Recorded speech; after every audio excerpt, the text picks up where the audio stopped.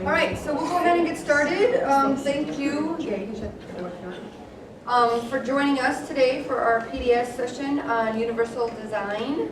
And so, shutting the door so it's not quite so loud out there. This is Tina Gilbert, and she is from the Office of Accessibility, and so she's going to be covering your session today. Hi. Like she said, my name is Tina Gilbert. I am Coordinator of Assistive Technology there. Basically, I help train faculty to work with our students to use different software, and I also train our students on how to use various hardware and software, ranging from using a screen reader to read their online textbooks to using LiveScribe pens to take notes for themselves in class. Today, what we're talking about is universal design for learning. Our first slide, if we take a look at it, it says one size fits all. When we go shopping, we may pick up an article of clothing that says one size fits all. But as we women are laughing, we all know that that's not necessarily true. And if we love it so much, we may pick it up and say, okay, let's go take it and get tailored or get altered, because I just have to have this jacket or this shirt. If not, we just throw it back to the side. But if we think about a classroom, classrooms are designed for, I don't want to say that perfect student, but that student who is an auditory learner, who will sit in the classroom and gather all the information that this professor is dumping back at him through a lecture. That student who is not an ESL student, who doesn't have a language barrier, the student without a disability. But then once the student with a disability comes into that classroom, it has to be tailored or altered, and that's where our accommodations come in. But if we think about universal design for learning, we can imagine a class that's designed from the get-go for all students, the auditory learner, the visual learner, the kinesthetic learner, the student with a disability, the ESL learner, where there's limited to no accommodations needed. And it's for everybody. There's no tailoring, there's no accommodations. And if we look at this classroom on the screen, the classroom, there's a monkey, a bird, penguin, elephant, fish, seal, dog, and the teacher's saying for fair selection, everybody has to take the same exam. Please climb that tree. Who's gonna pass that test?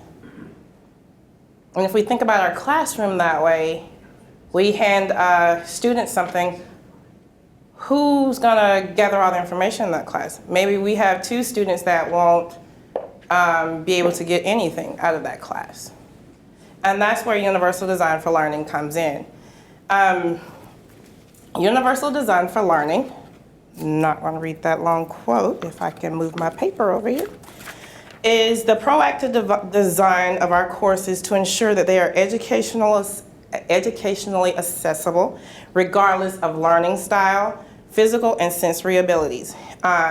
Just as physical barriers exist in our world, so does, in our physical environment, so does curricular barriers exist in our classroom.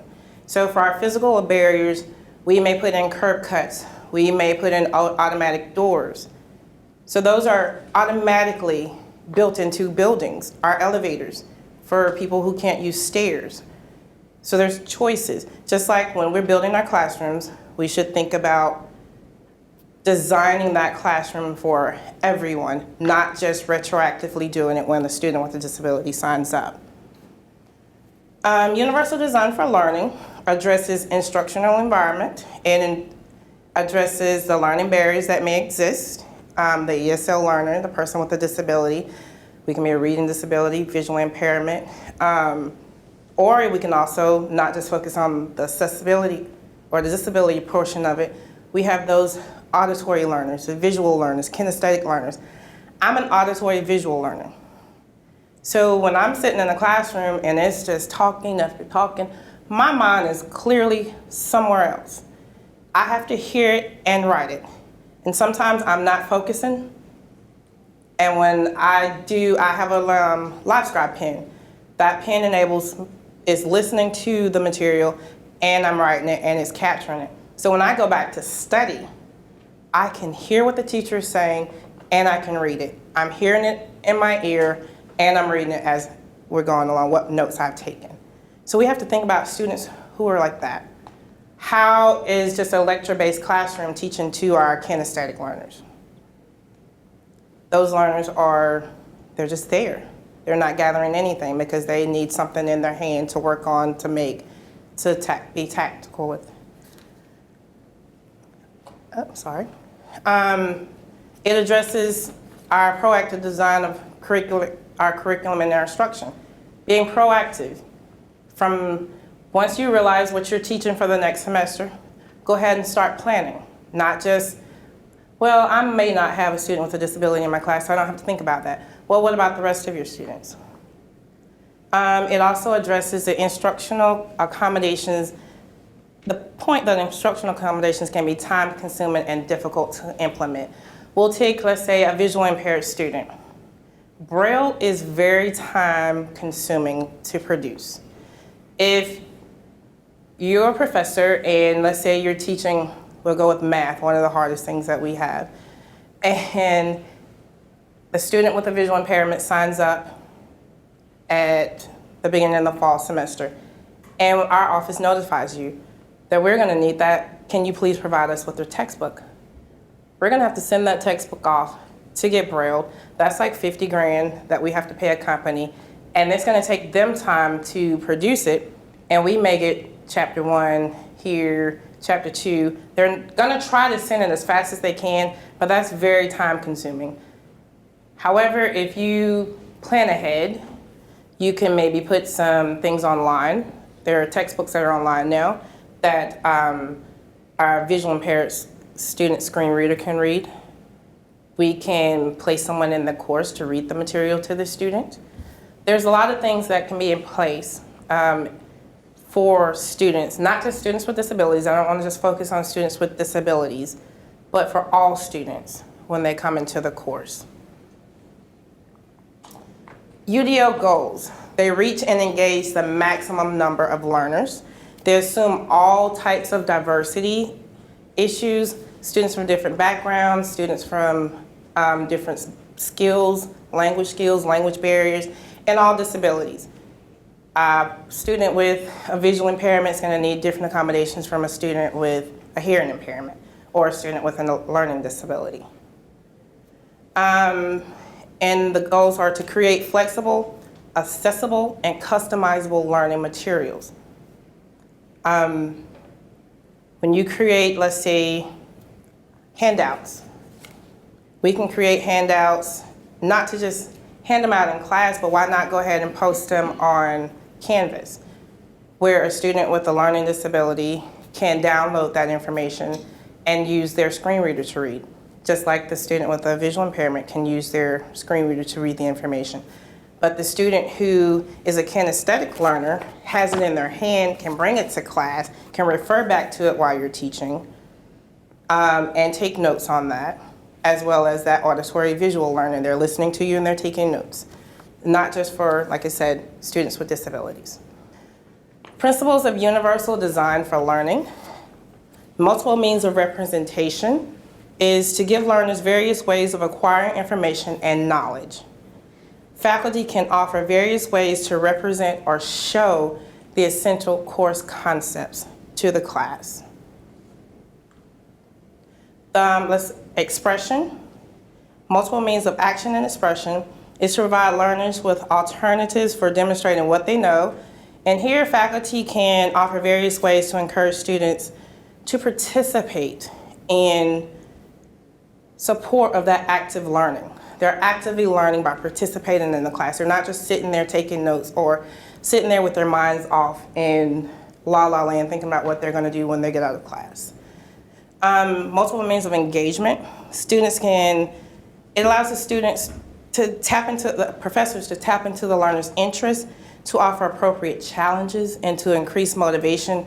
Here's where you could offer students various formats of assessment of what they've learned to strategically learn. Let's say an example of multiple means of expression for their assessment. They can demonstrate through presentations. They can make videos. For the student who is afraid to get up in front of the class and do a presentation, maybe you can have the option of, well, maybe you can make a video and present that video to the class. I was in a course once and we had to do presentations, and I had a friend, he made a video. And the professor, it wasn't an option, but she didn't say, no, you can't do that. He showed it and the class was wowed, she was wowed, and there was his presentation.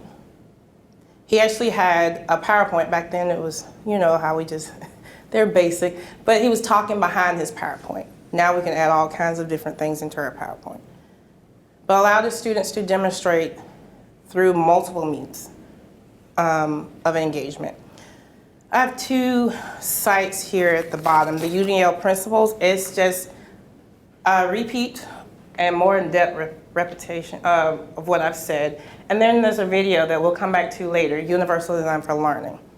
And it'll show how professors are using Universal Design for Learning within their courses in their classroom. And you'll hear some students respond to how they like it. And not just students with disabilities. Representation. How can you present essential course content to your students? You have to know that your students access information in a variety of formats. As we've said, you have the auditory, kinesthetic, visual learners. Consider how they vary, that varies, and how you can express essential course content to increase the likelihood of information access and comprehension to ultimately gain the effectiveness of your instruction. Students can gain the effectiveness of your instruction. So those of you who are professors, what are some ways that you can use representation to get that information out to your students?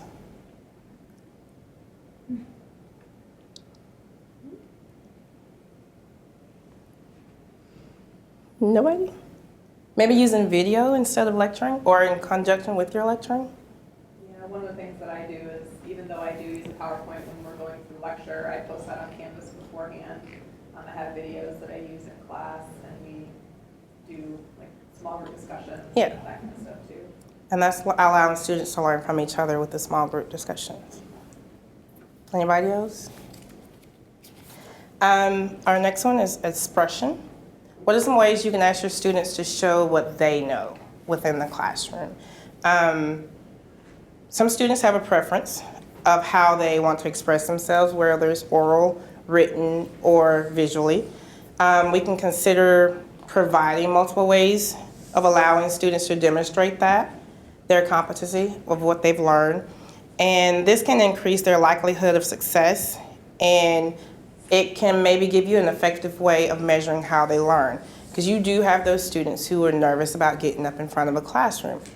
I'm going to go ahead and say it. I don't like public speaking, but it's my job and that's what I do. So I have to overcome that. I hide behind the podium a little bit, but I do it. What are some other ways, not just to demonstrate how you can ask your students to show if they learn? We could do projects. Yeah. Projects, presentations, videos, exams.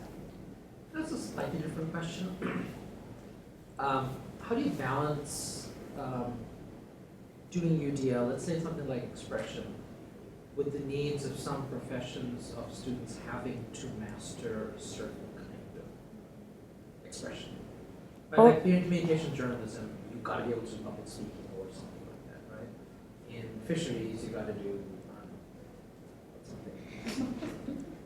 Aquaculture. I was like, I don't know about fisheries, but let's say I'm just wondering, with public speaking, maybe you can allow the student to come to your classroom and let's say I'm your student. I am terrified of speaking in public. Maybe I can come to you and I can present my exam to you. Or student with a disability, maybe there's a stuttering issue. They can come directly, Dr. So-and-so, can I give my presentation to you and maybe one other person? And that lowers that anxiety level, and maybe there's no stuttering from that point. Or maybe you allow them to make a video, record themselves in their dorm room or in an office, giving that presentation, and you still can assess how they're doing on the presentation because they're talking to the camera. You just have to think outside of that box, not just standing in front of the classroom giving a presentation. Good question. So you're saying for like communication, oral communication, to do a video. I understand that's coming to their needs, but isn't it more, that approach anyway would be more babying them, since they might get a job doing that and they're gonna have to do it eventually? You might as well learn now rather than later. But it's not saying they're not learning the concepts.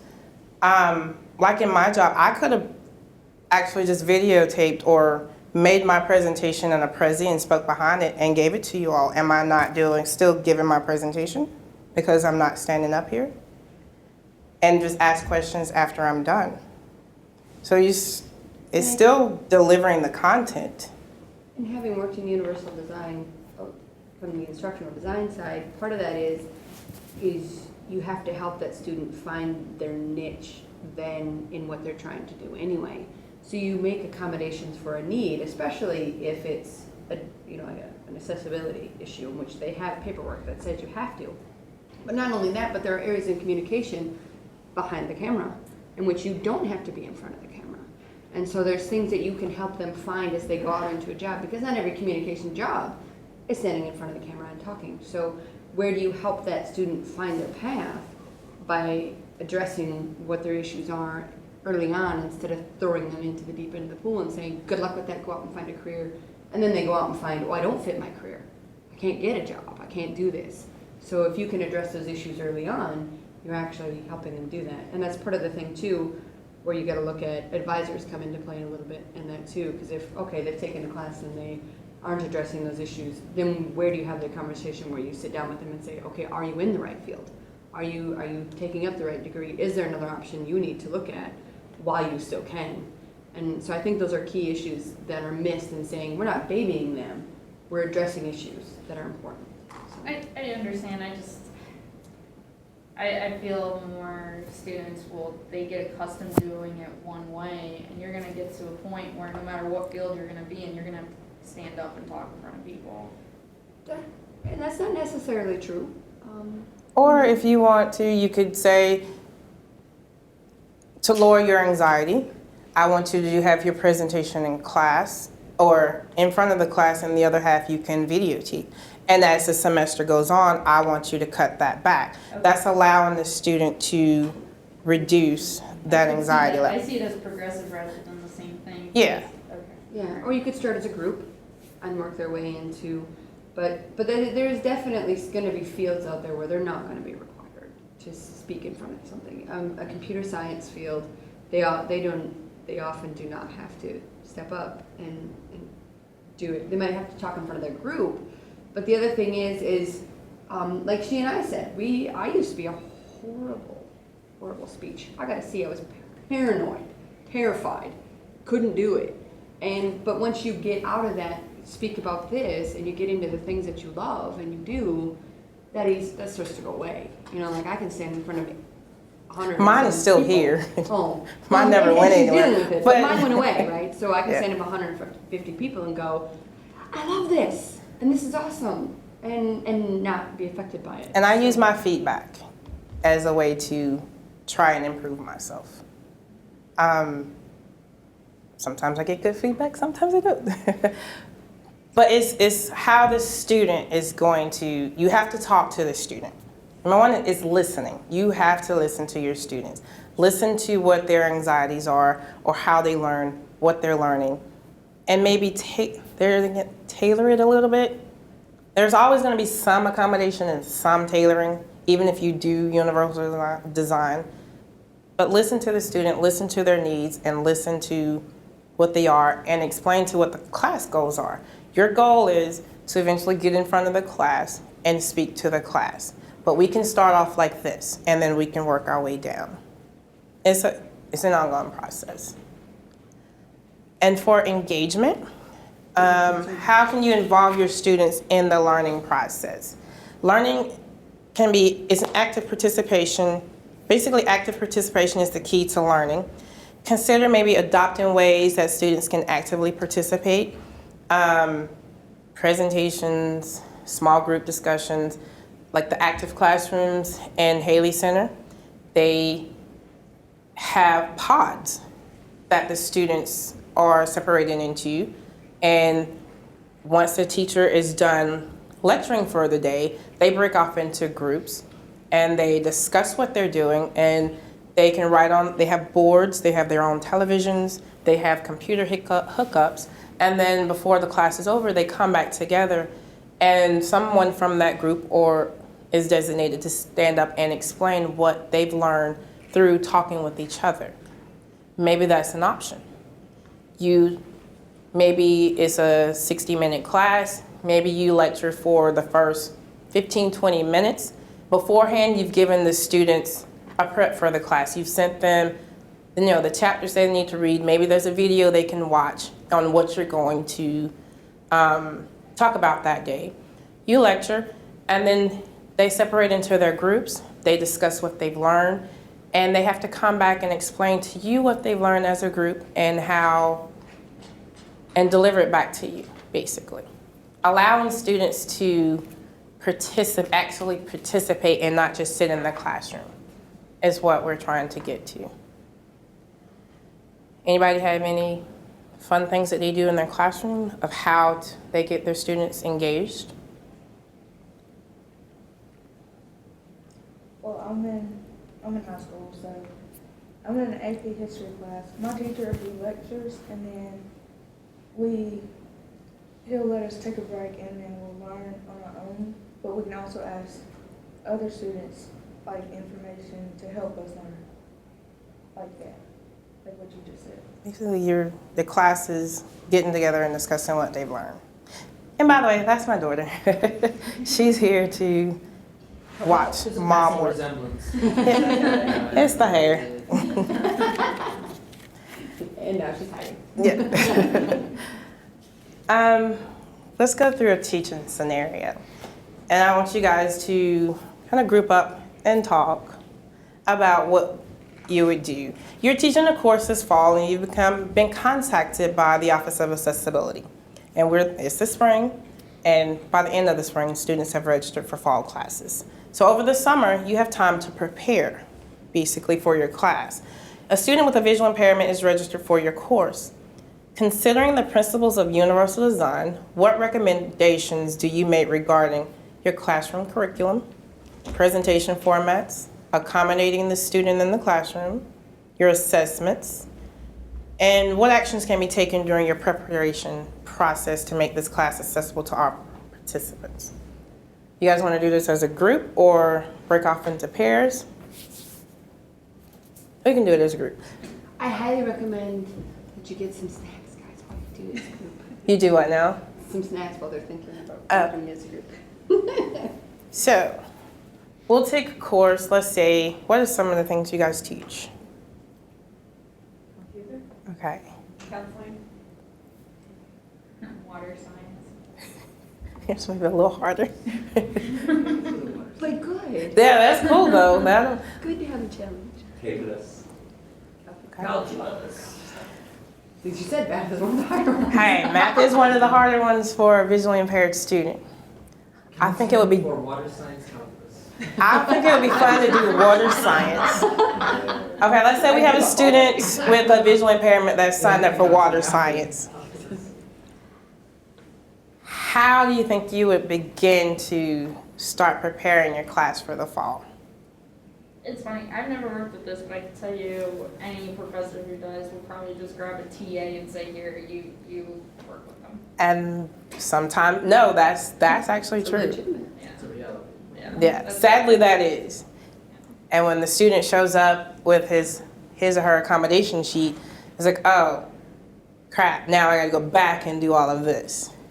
Any How early suggestions? do you guys know, I mean, how, like, can the professor get, spring registrations, fall registration's gonna happen like in a month or so, right? And the students will let us know They'll let because you- they'll need their textbooks.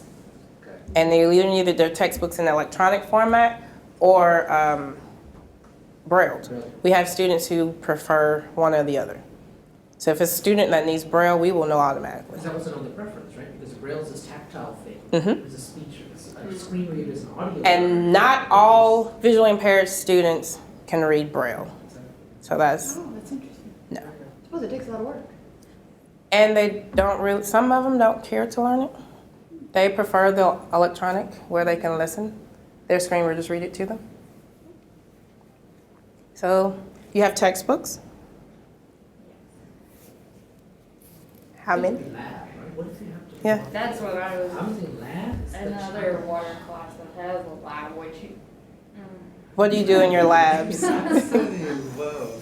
because you're playing And- with chemicals, Stuff, but. right, So exactly. when you're presenting your information to the class, what are some of the formats that you use? I'm just the TA. Okay. So I see it as it's gonna Okay. be following me, but. Well, good to be prepared. Well, right now, my professor, he just writes on the board and talks, but he says everything, it's just he writes down the important things. Okay. Or he hands out graphs and tables, but I could see where, So if we contacted your professor, he would know that we would suggest that he send us those graphs and tables for us to manipulate and put into an electronic format. Or if he has them in electronic format, that's even better. He can just email them to, she's like, no. He can just email them directly to the student. oh yeah, they're from a book copy. Oh God, that's horrible. That's a no. Now you get to go enlighten people. You haven't been to fishery. So glad you attended. And with writing on the board, you said he says everything. That's a good thing because we do have visually impaired students who take their own notes. They have miniature Braille notes, and they can take their own notes so they can hear, they can write it down, everything he's saying. We also may stick a note taker in the class who's also taking notes for the student. That, and I actually handle a lot of internationals, and they have a problem with the southern drawl, so I'm like, record every. And It's okay. So they always have to go back after class and kind of go through the record, recording again. that's actually pretty good. I always recommend that for international. And that's actually pretty good for all students. If you actually could make that available to all your students, think about the students who are taking notes who may miss something while they're taking notes. So if you could upload that into Canvas, all your students can go back and listen to it, not just your ESL students. He's smart, because I take notes as the TA, so they usually come up to me and be like, so can I look at your notes? Or And you could actually maybe You're not retype. selling them? You should I just go. should. Absolutely, I would have a little card swipe thing. on I don't know the- about that one, but maybe uploading your notes to Canvas. Or if you guys have your own site, that way your students can go back and compare their notes, or they can go back and listen to the professor's notes. It's hard, because I found that people, then they stop coming to class. Yeah. And stop working for it, and while it's just given to them. Yeah, that's a catch-22. Or, yeah, that's the only thing. Or we can upload it like a day later. The week next later. day. When you find that students are doing that kind of thing, you can alter how you're doing it. At the end of the week, upload all your notes. And that way they don't know what they've missed. 2 days before the test. Yeah, that's pretty much it. And now you don't have time. Yeah. So you were just telling us earlier that the fact you have to listen to things and then take notes in order to. But sometimes I don't, I just record it. Okay. But there's been enough studies out there showing that the act of transcribing this information and physically doing this is actually positive in terms of learning, right? There's a recent. And before a test, when I'm studying, I will read my old notes and I will read it out loud and I'm rewriting it. So what's the Because equivalent for the visually impaired, right? If they're getting it as a screen reader and it's all audio, because there's this kinesthetic connection between doing this, right? and That's the Braille. Mapping it out and the learning Yeah, process. for the There's some students connection. who's a Braille learner, they can listen to their screen reader and they can read along with the Braille. For the student who's not a Braille learner, they've learned to, maybe they're more heightened auditorily. Yeah, that is the other thing. Their other senses are more heightened than, Yeah, so they compensate that. yeah. I think even to the normal student, upload the MP3 format of your teaching material is very necessary. I learned some courses on Coursera. When I'm free, I will look at the computer or will just check the lectures on my phone. But when I want to sleep, I need to listen to something. One is to improve my English ability. Another is to learn something before I sleep. Okay. But I found there is no such audio on each course in Coursera. I think it's a pity. So last night I spent nearly half of hour to download the courses and change it to MP3. I think it takes more time for me to just to change the format, but I think it's necessary. Yeah. So in China, we will never meet such problem because there is no such disabled students in the class. But I think in America, this is totally different. Yeah. We Wait, make, wait. They don't have, I'm sure there are in Chinese classrooms, people with many, many different abilities. And they probably are just not public because it's probably not culturally, you don't admit that you have difficulty in those areas. Maybe. Or they didn't get We're into not university, diagnosed. they failed the university entrance exam because the entrance exam doesn't allow for any exceptionalities. The human population being the way they are, Chinese are still human, right? So I'm sure, same in India, it's not recognized, right? But it's there, it's obviously there because it's part of who we are. what about assessment? What are ways we can assess students?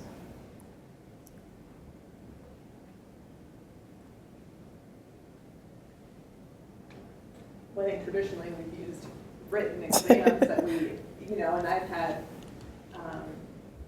classes where I was a TA for, and I know that the students who had a visual impairment or some other form of disability that made it difficult for them to read, they had a reader read the exam to them and document their answers. So that would be one way to accommodate the written exam as kind of the traditional way of evaluating. What about, I know Roger's big on these, clickers? We can have clickers assigned to students and assess the way their answers. And even on exams, you have multiple choice. You can have a half multiple choice, half essay exam. And that maybe you have students who do better with multiple choice exams and others who are better expressing themselves with writing. Presentations. There's a lot of ways of expression, assessing a student's knowledge of doing things. Our benefits of universal design. It improves learning for all students. Let's say if we're using videos in the classroom, captioning. We only think about captioning for our hearing impaired students. But what about our ESL students? They can read along with the information that's going out. And for our students who need that multi-sensory input, they can read along and read the captioning. Well, look at the video and read along with the captioning. It's delivering content in repetitive ways can improve instruction for everyone. Have a video in the class discussing what you're teaching. It repeats or it's a repetitive form of what you've lectured about. It can be a video that the student actually has to watch outside of class, and they don't know that if they're going to have some kind of test or assessment on that video, a question on that video on the test or exam, final exam or something. Creating materials with accessibility in mind requires that your mind be actively, creatively engaged. Instructional quality improves. It minimizes the need to alter the educational environment for anyone. It increases student participation, student achievement, and student satisfaction. It provides you the tools to consider what and how you teach in a structured and systematic manner. And you are able to reach a diverse student population without modifying your course requirements because you design it from the get-go. And even with accommodations, we do not want professors to change their course requirements.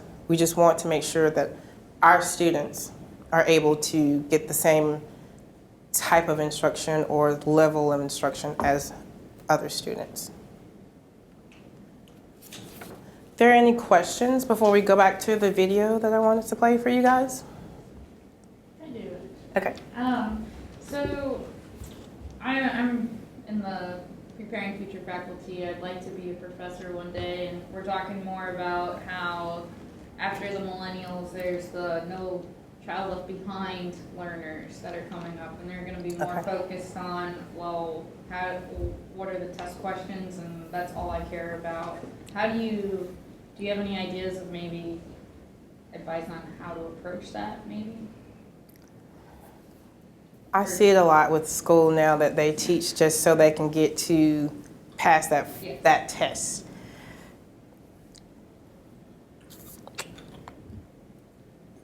When you're writing out your syllabus, you let your students know what they're going to need or what the course content is. And I think the syllabus is a way of letting students know that you're not just learning to pass this final exam, you're learning to be able to go on into your next stage. I'm teaching you to prepare you for the future, not just what you did in high school and elementary school just to pass that exam so we can get school money or grants or whatever they do. I think you have to say that or talk about that at the beginning of school. Explain that your syllabus, what your purpose is here, especially for something as disciplined as fisheries. You already know what you're here for. You're here to get a job in this discipline. And I'm not here just to help you pass the final exam. Yes, you need to pass that final exam, but I want to know what you know. I want to help you learn so when you do get a job, you're not just stuck there going back and forth to your supervisor trying to figure out what's going on. Maybe allowing the students to assess one another or the projects that they have, build the projects so that they have to really demonstrate what they know. Not just, some presentations we have, we can just skate over and not really explain what we've learned. I think we can maybe build better presentations. I guess we sort of implement that because we use real life scenarios, at least my advisors do. They implement questions like that where there's not a textbook answer. Yeah. It's your reasoning and defending your answer if it's right. Exactly. Like lawyers, when they have the practice bars in the classroom or practice courtroom situations, they can't get that out of a book. Yeah. That's an actual situation that you're going to have to prepare for. All right. And if you guys, we want to, hopefully this will load up.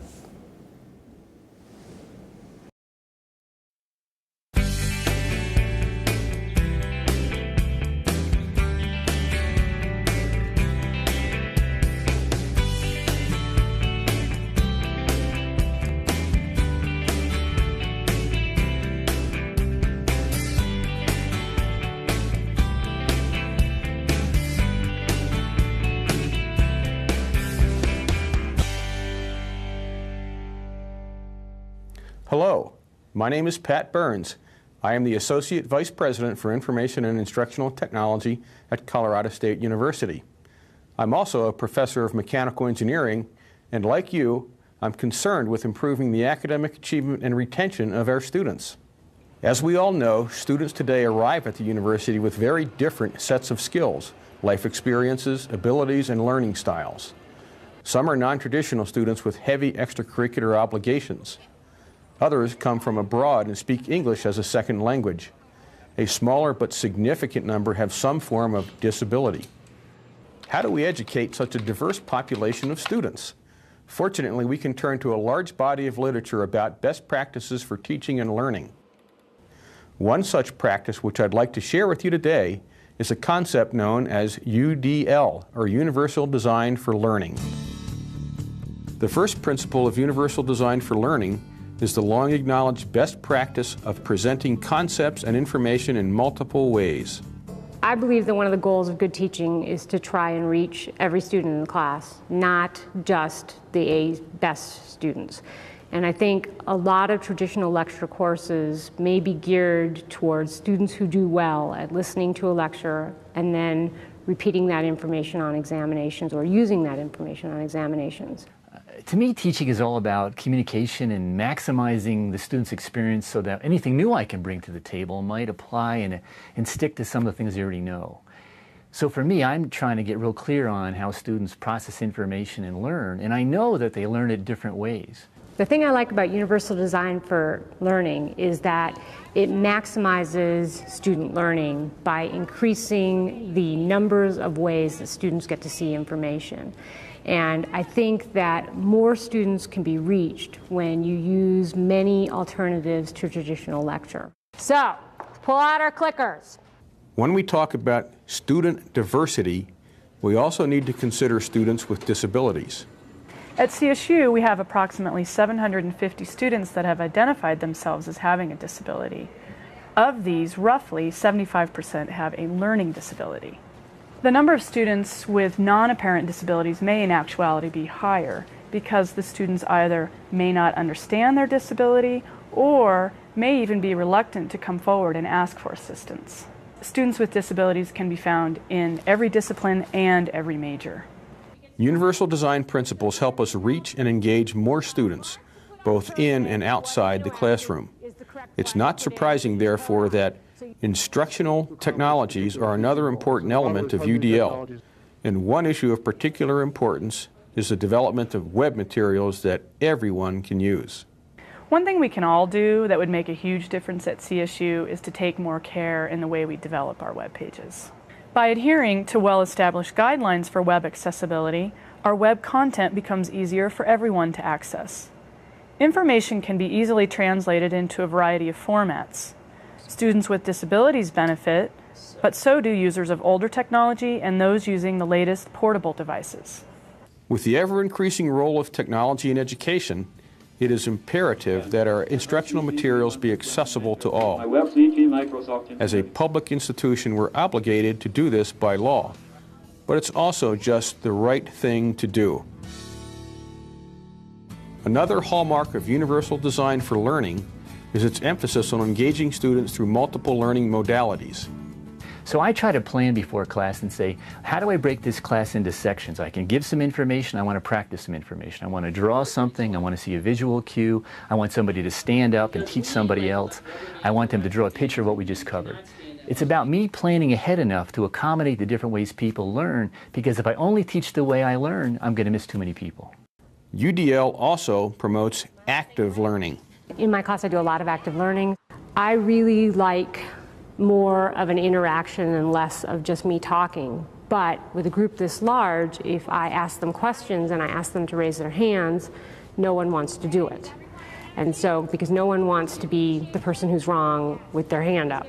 So the thing I like about the clickers is that I get students to answer questions, which gives me immediate feedback about where their level of understanding is, and then I know if I need to talk about a topic again. One of the most effective ways to engage students is by sharing our enthusiasm for the topic we're asking them to learn. I think that when professors are excited about the material, it just kind of spreads to the students and they get excited about it. And especially when the professor shows how the material really applies to real-world situations.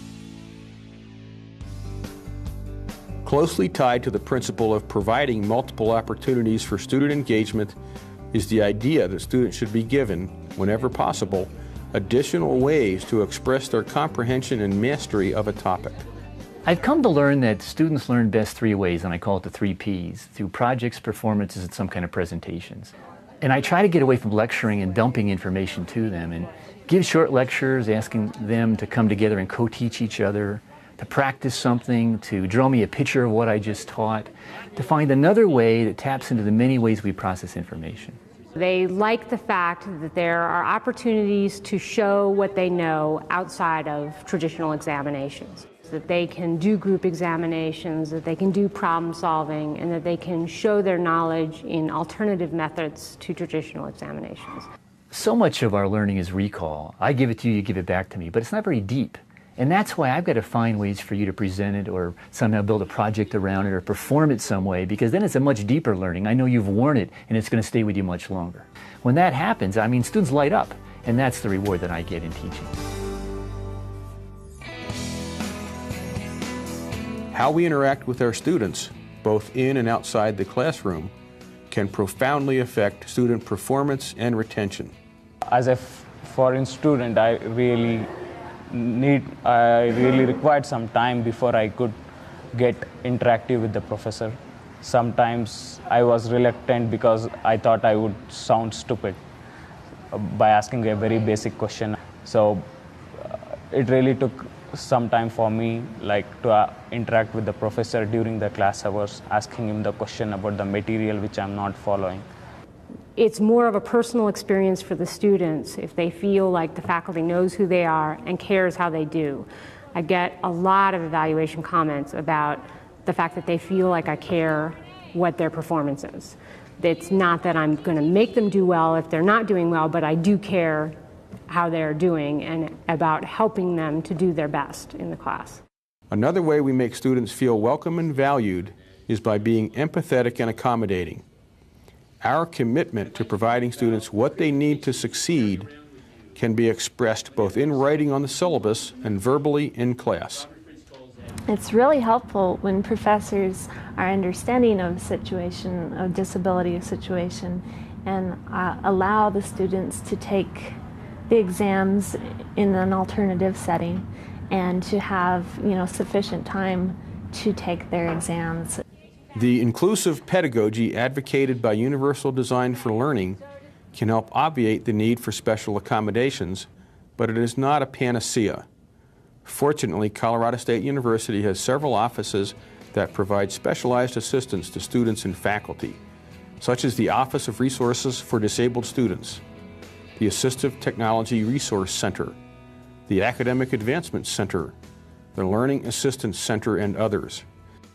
These offices assist students with sign language interpretation, assistive computer technology, conversion of textbooks to alternative formats, coaching and study skills, screening and diagnostic services, and more. The assistive technology is just wonderful here at CSU because I'm able to get through so much of my text, so much of the material that I need to understand. It's just so helpful. I go to class the same as everyone else. Last semester I had a girl from Resources for Disabled Students that helped take notes for me. She'd just meet me in class every day and take notes. This semester I'm doing a little different. I'm actually having kids in each class take notes for me. Basically during the day I use my computer quite a bit. I speak to the programs instead of type it in. But for typing I just say what I want to type and it types that. Wake up, start Internet Explorer. By anticipating diversity in the classroom and designing instructional materials to be usable by everyone, Colorado State University instructors can actually help reduce the need for many individual accommodations. Universal Design for Learning helps us create more inclusive learning environments in which all students benefit. What all of these practices have in common is they reach and engage the maximum number of learners. They assume that students possess different skills, experiences, and learning styles. They emphasize flexible and customizable curricula, and they use multiple modes of presenting content, engaging students and assessing their comprehension. So, what is Universal Design for Learning? In many respects, it's just good teaching. Any comments or questions about the video or anything we've talked about today? We still have plenty of time. But I know some people, you have other courses and things you have to get to teaching. What's the message then? That was a repetition of what we talked about earlier. You saw some professors using it in the class. You heard from students who have used it in their courses and how they liked it. If you guys have any questions or any concerns about your courses or needing help with anything, Our main office is 1228 Haley Center. It's the bottom floor of the Haley Center, first quadrant, second quadrant, something. You get confused. Yeah, this is 1228 Haley Center. And again, I'm Tina Gilbert. I can be found online, or you guys can call me. And if I don't have the answers, we have a wonderful staff down there that can always assist you in anything you need. If that's all, I'm done. Thank you, guys.